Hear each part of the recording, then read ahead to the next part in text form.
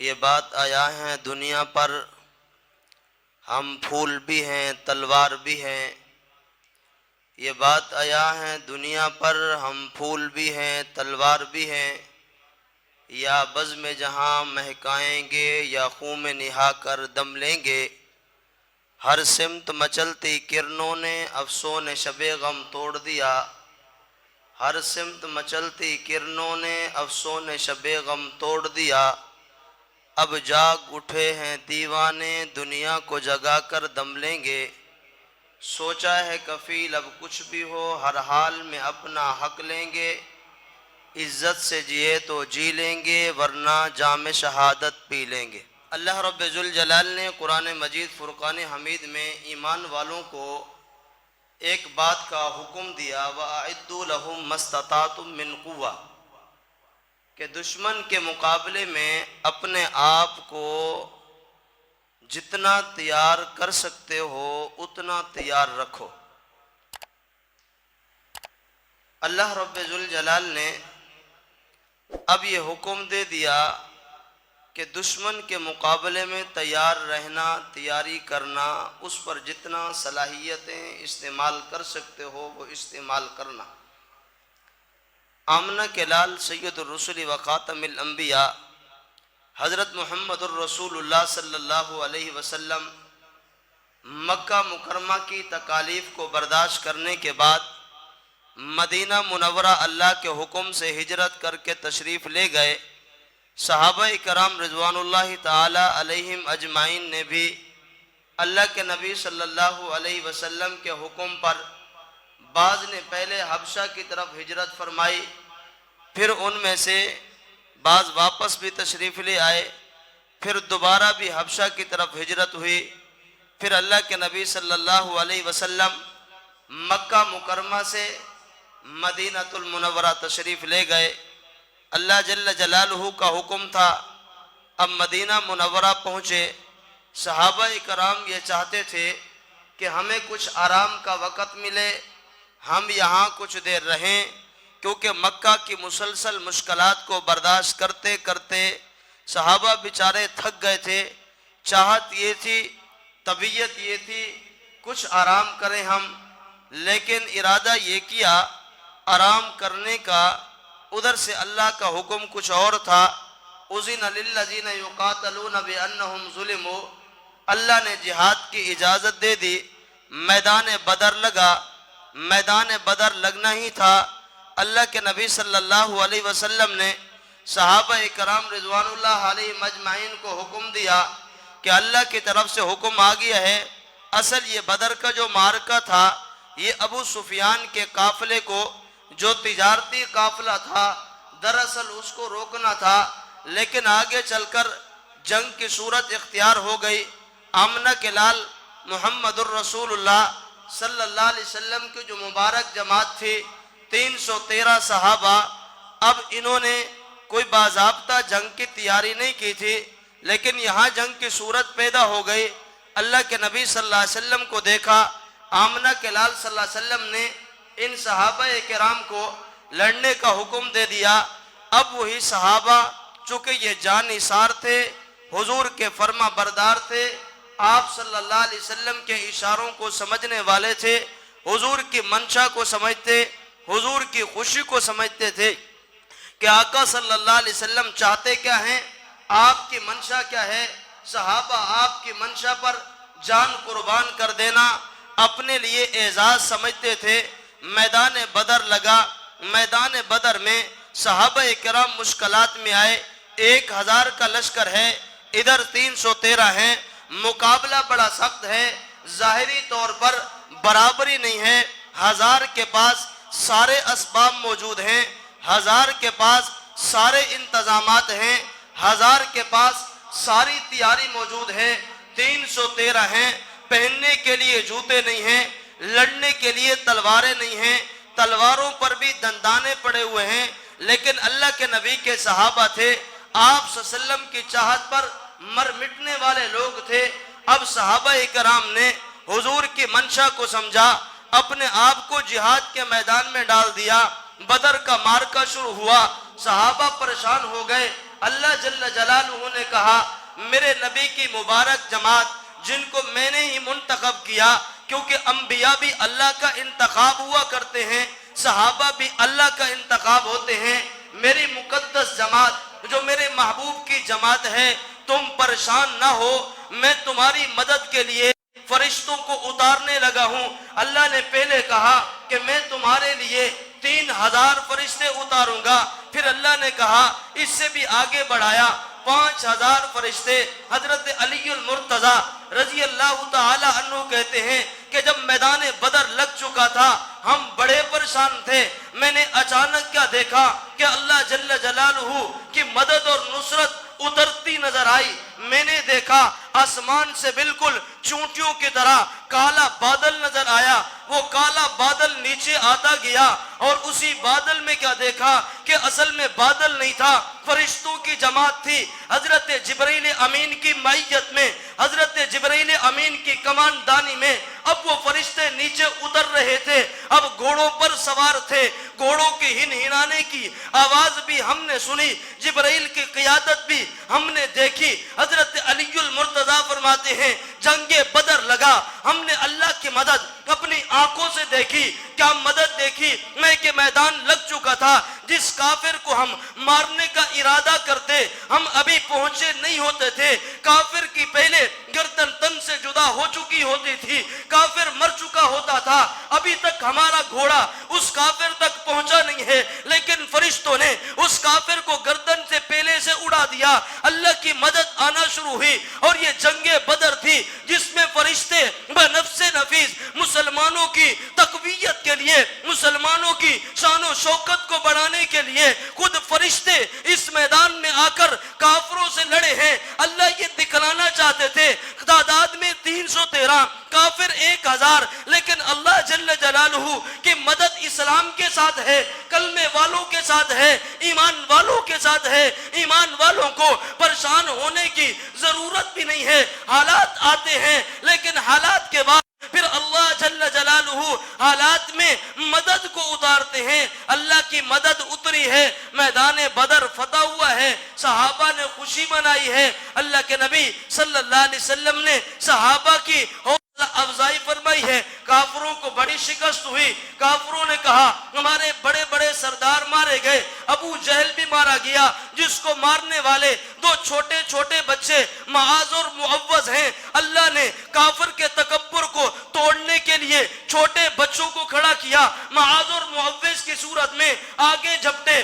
حضرت عبد الرحمن فرماتے ہیں مجھ سے معاذ اور معوذ نے پوچھا چچا یہ بتلاؤ، پیغمبر کا بڑا گستاخ ہے، حضور کا بڑا دشمن ہے جسے ابو جہل کہتے ہیں، مجھے یہ بتاؤ تو صحیح ہمیں ابو جہل ہے کون سا، کہاں پر ہے، ہم ذرا اس کا علاج تو کریں، ہمارے نبی کا دشمن ہے۔ حضرت عبد الرحمن کہتے ہیں میں نے دیکھا یکایک ابو جہل اپنے گھوڑے پر سوار ہو کر میدان کا چکر لگا رہا تھا، میں نے ان شیروں کو کہا، میں نے ان بازوں کو کہا یہ ابو جہل جا رہا، اور اسی دیر میں نے دیکھا یہ باز اڑے ابو جہل پر جا کر جھپٹے، اور جیسے ہی جھپٹے اس کو نیچے گرایا، گھوڑے سمیت نیچے گرا، اور بالکل آخری لمحات میں حضرت عبد الرحمن بن عوف کہتے ہیں میں آگے بڑھا، آخری سانس میں تھا، میں نے اس کا سر تن سے جدا کیا۔ اللہ کے نبی صلی اللہ علیہ وسلم کا سب سے بڑا دشمن، اپنے وقت کا فرعون، جس نے حضور علیہ السلام کی زندگی کو مکہ میں اجیرن کر دیا تھا، حضور کے لیے سب سے بڑا پریشانی کا سبب بنا تھا، آج چھوٹے چھوٹے 2 بچوں کے ذریعے اللہ نے اس کی سارے تکبر کو خاک میں ملا کر رکھ دیا۔ اللہ نے سارے تکبر کو خاک میں ملایا، وقت گزرتا چلا گیا۔ قرآن کی آیت موجود ہے وَالَّذِي أَرْسَلَ رَسُولَهُ بِالْهُدَى وَدِينِ الْحَقِّ لِيُظْهِرَهُ عَلَى الدِّينِ كُلِّهِ۔ اللہ کا وعدہ ہے آمنہ کے لال جو دین لے کر آئے ہیں اس دین نے غالب ہونا ہے، اس دین نے غلبہ پکڑنا ہے۔ اللہ کے نبی صلی اللہ علیہ وسلم کی زندگی میں حضور علیہ السلام نے جو محنت کی، صحابہ کی جو جماعت تیار فرمائی، اس جماعت کی محنت آگے چلی۔ اللہ کے نبی صلی اللہ علیہ وسلم کا 23 سالہ دور نبوت کو گزارنے کے بعد انتقال ہوتا ہے۔ بدر کا معرکہ بھی ہوا، احد کا معرکہ بھی ہوا، तबूक का मार्का भी हुआ। अल्लाह के नबी सल्लल्लाहु अलैहि वसल्लम मदीना मुनव्वरा में आकर मुसलसल जिहादी जिंदगी में रहे। हर 4 महीने के बाद जिहाद का मार्का शुरू हुआ। अल्लाह के नबी की पूरी जिंदगी में 256 मुसलमान, 256 सहाबा शहीद हुए। अल्लाह के नबी के जाने के बाद हजरत अबू बकर सिद्दीक का जमाना आया। हजरत अबू बकर सिद्दीक के जमाने में मुसैलमा कज़्ज़ाब की जंग होती है। उस जंग में मुसलमानों को जो नेमत मिलती है वो कुरान की किताबी शक्ल में नेमत है। मुसैलमा कज़्ज़ाब के खिलाफ जंग हुई। उस जंग में 700 कुर्रा सहाबा शहीद हुए। हजरत उमर ने मशवरा दिया कि ए अबू बकर, ए अमीरुल मोमिनीन, आप कुरान को किताबी शक्ल में लिखवाएं, कहीं उम्मत तक कुरान पूरी शक्ल में शायद न पहुंच सके। हजरत अबू बकर ने फरमाया, अल्लाह के नबी ने जो काम नहीं किया मैं अबू बकर कैसे कर सकता हूं। हजरत उमर के कहने पर हजरत अबू बकर को शरा सदर हुआ। हजरत अबू बकर ने हजरत ज़ैद इब्न हारिसा को बुलाया, दीगर सहाबा को बुलाया। हजरत अमीर मुआविया जिन्होंने कुरान की किताबत फरमाई, कातिब कुरान बने, उनको बुलाया। कुरान किताबी शक्ल में लिखा जाने लगा। अलहम्द से लेकर वन्नास तक कुरान किताबी शक्ल में लिखा गया। हजरत अबू बकर का दौर गुजरा, हजरत अमीर उमर का दौर आया। हजरत अमीर उमर के दौर में हजरत अमीर उमर ने सबसे पहले पैगंबर अलैहिस्सलातु वस्सलाम की गुस्ताखी का बदला लिया। वो गुस्ताखी क्या थी? जिस वक्त आमना के लाल ने ईरान के बादशाह की तरफ खत लिखा था, दावत का पैगाम भेजा था, दावत का पैगाम भेजने के बाद उसने जो नतीजा निकाला वो नतीजा ये था, उस खत को उसने टुकड़े टुकड़े किया, अल्लाह के नबी की खत की तौहीन फरमाई। हजरत उमर रजी अल्लाह ताला अन्हु को हुजूर अलैहिस्सलाम की इस गुस्ताखी पर बड़ी तकलीफ थी। अल्लाह के नबी के जाने के बाद हजरत अबू बकर के दौर के बाद हजरत उमर अमीरुल मोमिनीन बनते हैं, खलीफतुल मुस्लिमीन बनते हैं। हजरत उमर ने पैगंबर की गुस्ताखी का जवाब देने का इरादा किया, लश्कर कशी की, रूम और ईरान पर हमला किया, ईरान को फतह किया। ईरान को फतह करने के बाद शाम की तरफ लड़ाई हुई। बैतुल मक़दस हजरत अबू उबैदा इब्न जर्राह रजी अल्लाह ताला अन्हु को भेजा। हजरत अबू उबैदा बिन जर्राह रजी अल्लाह ताला अन्हु ने फलस्तीन का मार्का लड़ा, लेकिन वहां पर जंग बड़ी सख्त थी। ईसाइयों ने मुसलमानों के साथ बड़ी सख्ती से मुकाबला किया। जंग जीतने को ना आई। उन्होंने एक शर्त रखी, शर्त ये है कि हम बैतुल मक़दस तुम्हारे हवाले करेंगे। एक शर्त है हजरत उमर जो तुम्हारे अमीरुल मोमिनीन हैं, मक्का मदीना मुनव्वरा से हमारे पास खुद चल कर आएंगे, हम बैतुल मक़दस की चाबियां तुम्हें दे देंगे। अल्लाह के हजरत अबू उबैदा इब्न जर्राह रजी अल्लाह ताला अन्हु ने कासिद रवाना किया, बैतुल मक़दस से मदीना मुनव्वरा पहुंचा। मदीना मुनव्वरा पहुंचने के बाद सारी ये बात रखी। हजरत उमर ने अपने गुलाम को तैयार किया, ऊंट पर सफर हुआ, सफर शुरू हुआ बैतुल मक़दस की तरफ। ये मुसलमानों का अमीरुल मोमिनीन जिसने 22.5 लाख मुरब्बा मील की हुक्मरानी फरमाई, मैं कि ये ऊंट पर सवार होकर रवाना हुआ, गुलाम भी साथ है। बारी बारी सफर शुरू हुआ, कभी हजरत उमर सवार होते हैं, कभी गुलाम सवार होता है। रास्ते में आते आते बैतुल मक़दस करीब आया। अल्लाह का करना ऐसे हुआ, हजरत उमर की बारी पैदल चलने की है, गुलाम की बारी सवार होने की है। हजरत उमर का जूता टूट चुका है, जिस्म पर कपड़ों पर पेवंद लगे हुए हैं। हजरत उमर को गुलाम ने कहा, आका मेहरबानी फरमाए, बैतुल मक़दस फलस्तीन में दाखिल होने लगे हैं, बड़े बड़े रोसाए मक्का कुफार मक्का होंगे, आपको देखेंगे, जूता हाथ में है, आप अमीरुल मोमिनीन हैं, आपकी शान ये है, आप ऊपर बैठे, मैं इस मुहार को पकड़कर बैतुल मक़दस में दाखिल होऊंगा। हजरत उमर ने फरमाया, मैं अदालत का पैगाम लेकर आया हूं, मुझे अदल अल्लाह ने दिया है, आपकी बारी सवार होने की है। उमर अदालत की खिलाफ वर्जी नहीं करता।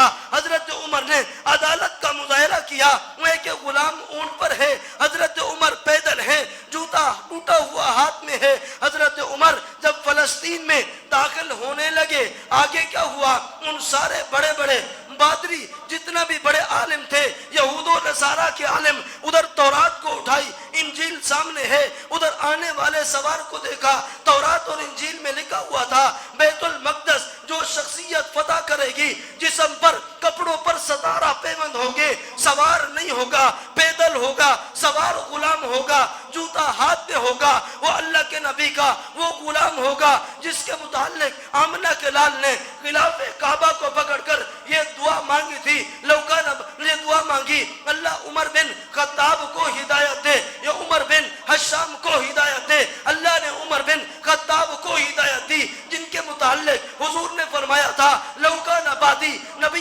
لکان عمر, میرے بعد کوئی نبی ہوگا وہ عمر ہوگا. اب یہ عمر پیغمبر کا یہ جانثار, پیغمبر کا یہ غلام, مسلمانوں کا امیر بیت المقدس میں داخل ہونے لگا ہے. تورات انجیل سامنے ہے. جب انہوں نے دیکھا یہ غلام یہ سوار نہیں, یہ پیدل ہے, مہار ہاتھ میں ہے, جوتا ہاتھ میں ہے, جسم پر ٹاکیاں ہوں گی. اب وہ جسم کو دیکھنے لگے, کپڑوں پر پیوند دیکھنے لگے. جب جسم کے کپڑوں پر پیوند کو دیکھا 16 پیوند نظر آئے, 17 پیوند, جو ایک پیوند تھا وہ نظر نہیں آیا, ایک ٹاکی تھی وہ نظر نہیں آئی. انہوں نے کہا شرط پوری نہیں ہو رہی. حضرت عمر نے اپنے بغل کو, اپنے بازو کو اٹھایا, قمیص کو آگے کیا, ایک پیوند ایک ٹاکی بغل کے نیچے لگی ہوئی تھی. سمجھ گئے کہ چابیاں ان کے حوالے کرو, ورنہ اگر ہم نے جنگ کر لی تو یہ ہمارا طے کر کے رکھ دیں گے. جسے دنیا حضرت عمر کے نام سے جانتی ہے,